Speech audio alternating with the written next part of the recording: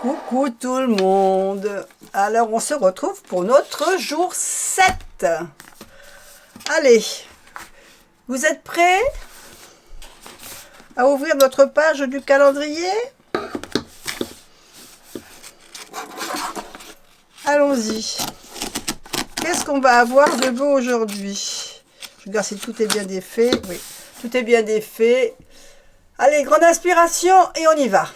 C'est parti.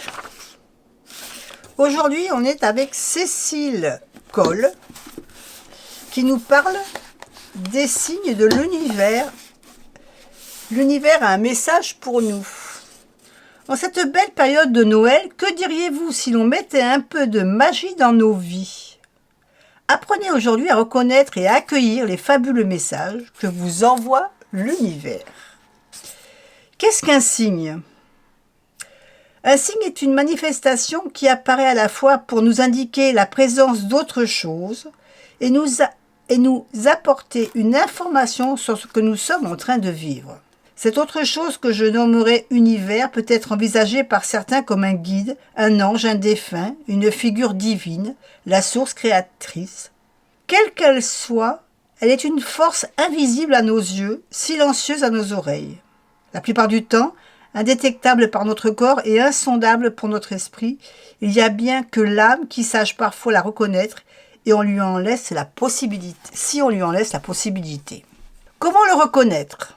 Savoir reconnaître un signe dépend de notre capacité à ouvrir notre canal intuitif, notre perception des événements de la vie. Alors, comment distinguer un signe de l'univers d'un simple hasard? Pour qu'un signe soit considéré comme tel, il faut que 3 ingrédients soient réunis. Un événement inattendu, une émotion forte, une réponse ou un enseignement. Quelle forme peut-il prendre? J'ai décidé de classer les différents signes en 4 catégories que je vous décris ici. Le langage de l'univers, le langage des oiseaux. Cet art consiste à donner un sens nouveau à un mot ou à une phrase, soit par homophonie, soit par un jeu de mots, soit par le recours à la symbolique des lettres. Si vous commencez à tendre l'oreille, nul doute que vous entendrez des choses fascinantes. Des révélations fortuites.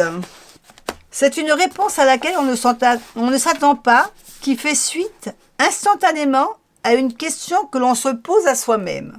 Ces questions non formulées à voix haute semblent parfois être tout de même entendues par nos guides invisibles qui prennent plaisir à nous répondre par des voix détournées.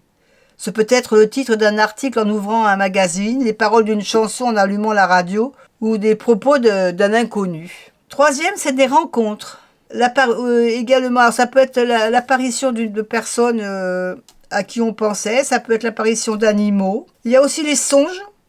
Les songes, les réveils éveillés, l'impression de rêver éveillé.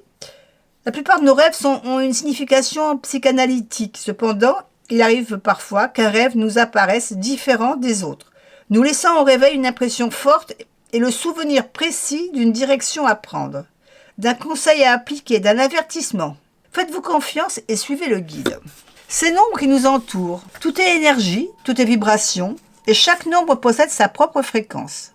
Si un nombre est très présent à un moment de votre vie, soit qu'il apparaît dans les heures, le numéro des lieux, ou vous vous rendez à travers un nouveau numéro de téléphone, ou toute autre chose, demandez-vous ce que le nombre vient ici vous murmurer. Amusez-vous avec les messages du quotidien. Là, c'est un travail pour vous, donc à vos crayons et papier. Donc je reprends. Prenez une feuille blanche, découpez 5 morceaux de taille identique. Sur chaque petit papier, notez l'un des thèmes suivants. Notes de musique, rencontre, lecture, rêve, objet sur le chemin. On replie les petits papiers, on met tout ça dans un bocal, on mélange bien et on pose la question suivante. On demande simplement, univers, quel sera mon canal de communication dans les jours qui viennent? Donc, vous allez mélanger vos petits papiers et en tirer un au hasard. Et celui que vous allez tirer, ça sera le prochain message que vous devriez recevoir. Donc il faudra prêter attention.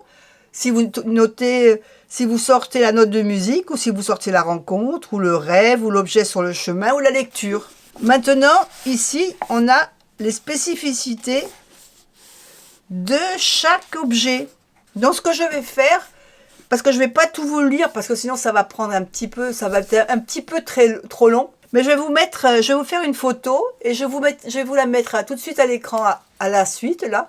Donc si vous voulez faire une photo ou un imprime écran, et puis vous n'aurez plus qu'à lire pour chaque personne qui tirera son petit papier, elle cherchera la signification de ce qu'elle a tiré. Voilà, donc ça c'était le chemin numéro 7.